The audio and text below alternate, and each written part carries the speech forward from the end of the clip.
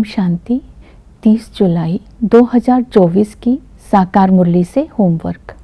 आज की मुरली से हम लक्ष्य लेंगे डबल सिरताज बनने के लिए सच्चा ब्राह्मण बनने का पुरुषार्थ करना है। सच्चे ब्राह्मण की विशेषताओं को आज स्मृति में रखना है।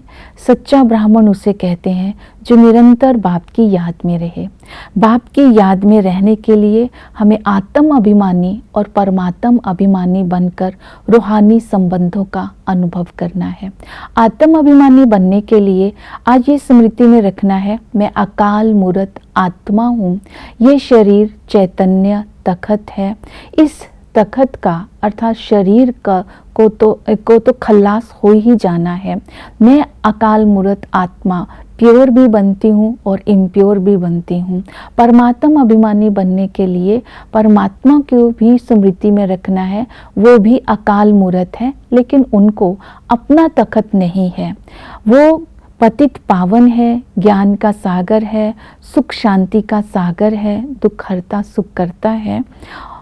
जो अकाल मूर्त परमात्मा है वो एवर प्योर है। इसका कारण यही है, उनको अपना तखत नहीं है। इस तरह आत्म अभिमानी परमात्म अभिमानी बनकर उस पिता के साथ रूहानी संबंधों का अनुभव करना है। इस समय वो पिता हमें बेहद का वर्षा देते हैं। बेहद का वर्षा है राजाओं का राजा बनना। तो इस नशे में रहना है, मैं स्वर्ग का मालिक हूँ। जैसे ही हम पिता के बनते हैं तो वर्षे का नशा स्वतः ही आ जाता है। वही पिता टीचर बन करके हमें ऐसी पढ़ाई पढ़ाते हैं, इसे रूहानी राज विद्या कहते हैं। इस रूहानी राज विद्या को पढ़ना भी है और पढ़ाना भी है। ये पढ़ाई सोर्स ऑफ इनकम भी है। इस पढ़ाई में रचता और रचना का ज्ञान दिया गया है। ये पढ़ाई है गीता एपिसोड, अर्थात बाबा ने आकर के गीता ज्ञान दिया है। इस गीता को ही कहते हैं सर्व शास्त्रों में शिरोमणि भगवत गीता। तो इस गीता के सच्चे ज्ञान को आज बुद्धि में रखना है और सतगुरु आकर के हमें सद्गति देते हैं, अर्थात सर्व की ही सद्गति देते हैं, क्योंकि हम सबको ही दुखों से छुड़ाते हैं, इसलिए उनको दुख हरता सुख करता भी कहते हैं। तो इस तरह रूहानी संबंधों से होने वाली प्राप्तियों को आज सारा दिन स्मृति में रहकर निरंतर योगी बनेंगे। इसे ही सच्चा ब्राह्मण कहते हैं। सच्चा ब्राह्मण अर्थात नॉलेजफुल। इस संगम पर जो बाबा ने ज्ञान दिया उस ज्ञान का चिंतन करते रहना है। जैसे श्री कृष्ण की महिमा और शिव बाबा की महिमा में अंतर क्या है, दूसरा शिवरात्रि क्यों मनाई जाती है, कर्म अकर्म विकर्म की गुह्य गति क्या है, और इसके साथ लक्ष्मी नारायण कैसे बने, उन्होंने अगले जन्म में क्या कर्म किए था जिससे इतना ऊंच पद प्राप्त किया। तो इसी तरह आज सारा दिन हम ज्ञान का चिंतन करते रहेंगे। सच्चा ब्राह्मण उसे कहेंगे जो धारणा मूर्त होता है। तो सबसे पहली धारणा करनी है, ज्ञान का स्वरूप बनना है, अर्थात ज्ञान को प्रैक्टिकल लाइफ में इम्प्लीमेंट करना है। जो ज्ञान स्वरूप आत्मा होती है वो कभी भी क्रोध कर बाप का नाम बदनाम नहीं करती है।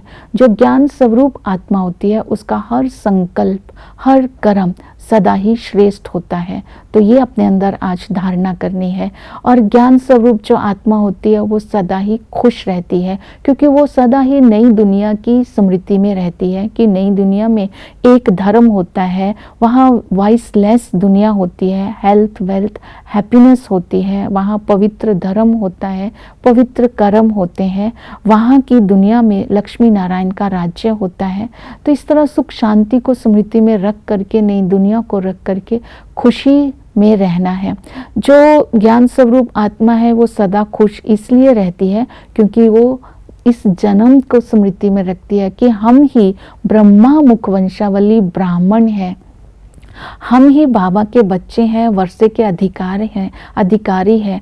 हम अभी इस पुरानी दुनिया में से जा रहे हैं और हम फिर पाठ बजाने नई दुनिया में आएंगे, अर्थात नई दुनिया की स्मृति से भी खुशी रहती है, ब्राह्मण जन्म से भी खुशी रहती है।